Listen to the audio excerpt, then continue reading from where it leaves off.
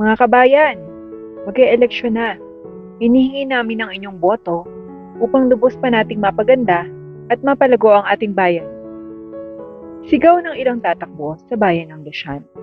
Habang marami naman sa mga tao ang nagsilabasan sa kanilang bahay upang saksihan ang ginagawa ng mga tatakbo sa eleksyon. Nako, kapag botohan, kilalang kilala pa tayo.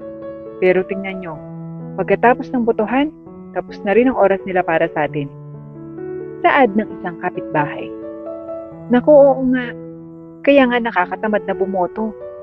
Sila rin naman ang tatakbo ng mga konsehal. Na bago lang ang tatakbo ng mayor. Nagkaroon na ng kalaban si Mayor Jaime.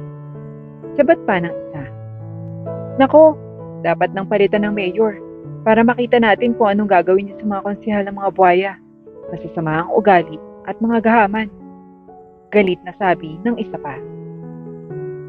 Makalampas naman ang mga sasakyan ng mga tatakbo, ay kaagad na rin nagsibalikan sa kani-kanilang gawain ang mga tao. Matagal nang nararanasan ng mga tao sa bayan ng Luciano ang kataksila ng mga konsehal na ito. Ngunit dahil hawak sila ni Mayor, ay hindi rin naman sila makapagreklamo dito.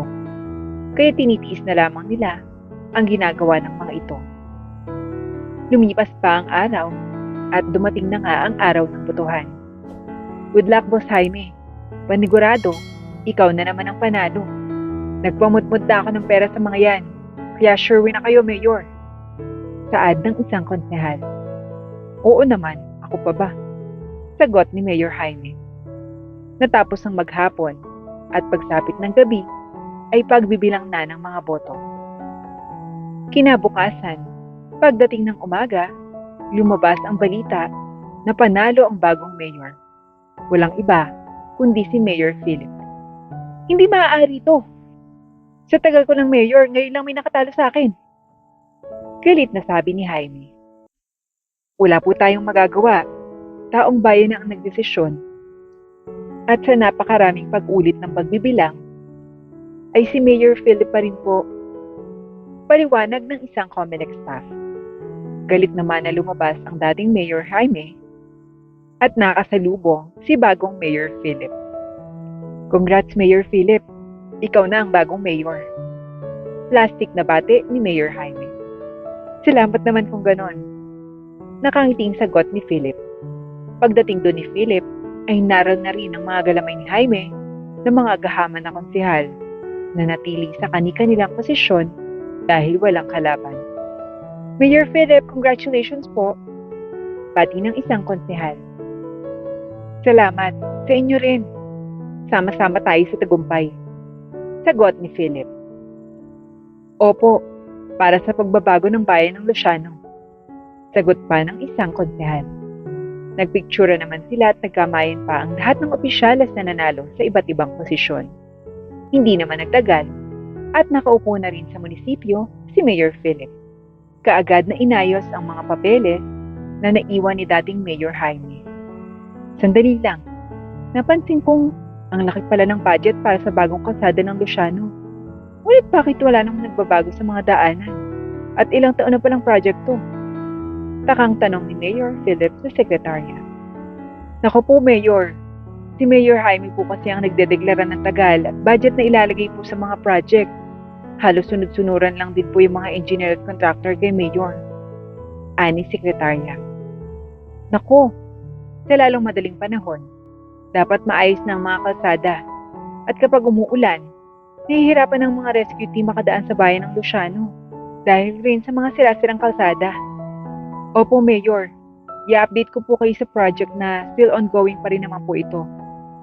Ani sekretarya. Sige, yung iba pa palang files ng project pakidala sa opisina. At after lunch, pakisabihan ang lahat ng konsehal na magmi-meeting kami. Noted po, Mayor. Magandang umaga sa inyong lahat. Ako'y bago pa lamang na natanghal bilang mayor ng ating bayan. Inaasahan ko ang lahat ng inyong suporta sa mga proyekto at desisyon na ating gagawin para sa ating bayan. Naway magkaisa at magmahalan tayo bilang isang pamilya. Masayang sabi ni Philip. Makakaasa po kayo, Mayor. Kampay! Sigaw ng isang konsehal. Para sa pagbabago. Sapat pa ng isa. Nagpalakpakan naman ang lahat at masayang masaya. Dumating naman ang araw ng Nutrition Month, kaya't nagsigawa sila ng feeding program para sa mga bata ng Luciano. Pinangunahan ni Mayor ang nasabing proyekto dahil talagang mahilig siya sa pagtulong, bata man o matanda. Ano, okay na ba yung lahat ng pagkain para sa mga bata sa bayan ng Luciano? Tanong ni Mayor Philip. Opo, Mayor. Binabalot na lang po bago maging ready. Tapos po, aalis na tayo. Sagot ng isang staff niya. Okay, sige. Ano, ready na ba kayo? Tanong ni Mayor sa mga konsehal na kasama niya. Opo naman, Mayor. Masayang sagot ng mga ito. Buong buo ang tiwala ni Mayor Philip sa mga konsehal ng bayan nila dahil maayos naman silang nakikitungo sa tuwing naririyan siya. Pagdating sa bayan ng Luciano, ay dali-dali na silang nag-ayos dahil marami pa ang mga nakapila ng mga bata. Eto po kumain ng marami ha, saad ng isang konsehal na nagngangalang Bertine. Salamat po, Konsi. Sagot ng mag-ina na buhat-buhat ang kanyang anak. Nang makaalis naman si Mayor sa nasabing lugar, ay saka naman naningil ng tagbebente ang mga konsehal. Kayong lahat, maglagay kayo ng tagbebente dito. Required para sa susunod pang feeding program. Lahat magbibigay Matigas na sabi ng konsehal. Nagulat man ang mga tao ay walang nagawa dahil takot sa mga konsehal. Bilis! Bilis ang kilos! Maglalabas lang ng 20 ka, babagal pa Sabi ng isa pa.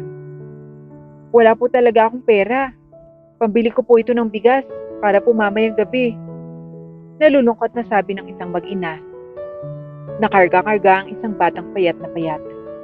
Nako, huwag mo na kaming dramahan dyan. Alam na namin yan. Kaya akin na, ilabas mo na ang 20. Dalian mo na, baka hindi na katabigyan ng pansit at lugaw ulit. Banta pa nito. Wala ring nagawa ang babae at nagbigay din. Matapos naman ang feeding program, ay pinaglinis pa ng mga konsehal ang mga nanay at bata. Ayan, ganyan dapat.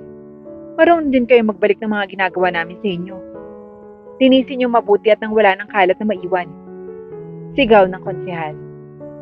Hindi po sinabi ni Mayor na kailangan pala namin maglinis pagkatapos niyang mabigay ng pagkain. Sigaw ng isang mamamayan. Aba, at sumasagot ka pa. Ano mong pangalan nito? At nang sa susunod, di na mabigyan ng libreng pagkain. Talagang mga utak talangka ang mga mahihirap dito. Bulyaw ng isang konsehal. Pagbalik naman ng mga konsehal sa munisipyo, ay kaagad silang sinalubong ni Mayor Philip. O, kumusta? Pati agad nito. Okay na po, Mayor. Naubos na po yung mga pagkain at maayos po naming nilinis ang mga basura doon. Masayang sagot ng mga ito. Mabuti naman. Hayaan nyo. At marami pa tayong ipamimigay. Isa na nga dito ay ang financial assistance. Napansin kong marami sa kanila ay kapapaya talaga. Kaya pinaplano kong magbigay ng cash assistance para mabili nila kahit paano ang mga pangangailangan nila. Paliwanag ni Mayor. Aba opo, maganda nga yan, Mayor. Habang nagtitingi na ng mga konsehal na parang may binabalak na hindi maganda. Isang linggong pagpaplano ang ginawa ni Mayor na kahit nga sahod pa niya ay iniaambag na rin niya. Palabas na sana si Mayor nang makita at marinig niya ang mga konsehal. Magandang plano ni Mayor Philip. Siguradong kikita tayo ng malaki-laki dito. Nakangiting sabi ng isa. Ako, ililista ko muna ang lahat ng pamilya ko doon para sila munang makakuha ng assistance. Sagot ng isa. Aba, ako din pati asawa ko, pati kapatid at biyanan ko, ililista ko. At syempre, bukod ang atin Nakangiting sabi pa. Si Berting nang bahala sa atin, sagot ng isa. Nagtatawanan pa ang mga ito at planadong-planado ang kanilang mga gagawin. Hindi nila alam ay narinig ni Mayor Philip ang kanilang usapan. Kaya't nagplano rin si Mayor upang mabigyan ng leksyon ang mga ito. Dumating ang araw ng pagbibigay ng financial assistance sa bayan ng Luciano. Habang si Mayor Philip naman ay nagready na rin sa kanyang itsura. Magpapanggap siyang basurero at halos hindi siya makikilala dahil balot ng uling ang kanyang mukha at katawan. Sira-sira rin ang kanyang damit at may bitbit na maruming sako. Agad na pumasok ang basurerong si Philip sa munisipyo. Paano ka nakapasok dito? Guard, may nakapasok na pulubi dito. Pakilabas naman ang bahoy. Utos ng isang staff. Sige sir, halika dito. Ilabas na po kayo. Bawal po kayo dito eh. Saad ng guard. O paano? Tara na. Malilate pala si Mayor. Pero nagpasabi naman na simulan na ang pagbibigay ng financial assistance sa Luciano. Kaya tara na. Oo, mabutit wala pa si Mayor. Mapapabilis talaga to. Bulong ng isang konsehal. Sinalubong naman ng basurerong si Philip ang mga konsehal at nanghingi ng kaunting limos. Pahingi po konting barya. Pambili lang po ng pagkain. Tigilan mo nga kami. Alis dyan. Kabaho-baho mo. Eto, piso, bumili ka ng candy. Ani ng isang konsehal. Pare, wala nang nabibili sa piso. Kaya eto po piso ulit. Ayan, may 2 piso ka na. Kaya umalis ka na. Malilate pa kami dahil sa iyo eh. Saad ng isa, sabay tawanan nila habang pasakay sa van. Naglakad naman papunta sa Luciano si Mayor Philip at mukhang basurero pa rin siya. Pagdating sa covered court, nakita niyang naninigaw ang mga konsehal at binabawasan pa kada envelope ang ipinamimigay na pera sa mga ito. Pumila na rin siya upang makahintin. Oh, bakit ka nakapila? Wala ka dito sa listahan, basurero, alis. Ani ng isang konsehal. Kahit konti lang po. Wala pong bigas sa bahay. Maawa na po kayo. Pakiusapan niya. Makulit ka. Kanina ka pa sa munisipyo. Umalis ka na nga. Baka gusto mong mabigyan kita ng isa. Ani ng isang konsehal. Pinagtabuyan nila ito at itinulak pa nga. Bagay na naging dahilan para mapasalampak ito. Tuwang-tuwa ang mga konsehal dahil malaki-laki ang nakupit nila at bawas pa ang ipinamimigay sa mga tao. Kaagad namang naghilamas ng mukha si Mayor na kanina ay itsurang basurero. Oh, bakit parang gulat na gulat kayo? Nakakita ba kayo ng multo? Nakangising sabi ni Mayor dahil natanggal na ang mga uling sa mukha nito at namukhaan na siya ng mga konsehal. Mayor, kayo po pala yan? Kabadong sabi ng konsehal. Mayor! Takot na sabi ng isa pa. Ang tindi! Ang tindi pala ng mga ginagawa nyo. Ganyan ba kayo kawalang puso sa mga tao dito? Sumasahod naman kayo. Bakit nagagawa niyo pang bawasan ng pera para sa mga tao? Nag-aalaga pala ako ng mga ahas. Mang wala kayong utang na loob. Mga konsehal kayo ng bayan. Pero kayo pa palang nagpapahirap sa mga tao rito. Huwag na kayong tumanggi. Dahil alam na alam ko na ang lahat ng mga plano at mga pinagagagawa nyo. Matatanggal kayo sa pwesto at sisiguraduhin ko yan. Banta ni Mayor na galit na galit. Nakatungo lamang ang mga konsehal na nahihiya dahil nakatingin na lahat ng mga tao sa kanila na isang malaking kahihiyan. Mga kababayan ko, makinig kayo. Humihingi ako ng tawad dahil ngayon ko lamang nakita ang lahat ng mga pinagagagawa ng mga taong ito. Huwag kayong mag-alala dahil lilinisin ko ang lahat ng mga kabalbalan nila at makakaasa kayong tatanggalin ko sila bilang mga konsehal ng bayan at mabibigyan ng kaukulang parusa. Ani Mayor Philip. Salamat po, Mayor. Sa tagal ng panahon at naayos din po ng katulad niyo ang mga nakikita sa lahat ng ginagawa nila. Ilang taon na po kaming nagtitiis dahil sa pamamalakad ni Mayor Jaime. Mga galamay niya ang mga yan. Salamat po, Mayor Philip. Mabuhay si Mayor Philip! Mabuhay! Sigaw ng mga tao doon.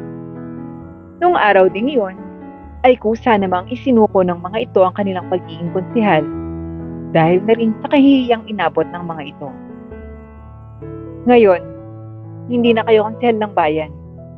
Isa na kayong tagalinis ng mga lugar dito sa ating bayan. Pag-igihan niyo ang paglilinis kung ayaw niyong mawalan ng trabaho. Ang mga perang kinuha niyo ay babayaran niyo at ikakaltas sa sasahurin niyo. Sana sa nangyaring ito ay magbago kayo at may mapulot na aral na hindi dapat abusuhin ang kapangyarihan o posisyon para lamang makatapak ng ibang tao o manlamang sa kanila. Pangaral ni Mayor. Patawad po, Mayor. Sabay-sabay na sabi ng mga ito. Patunayan niyo. Huling salitang sabi ni Mayor.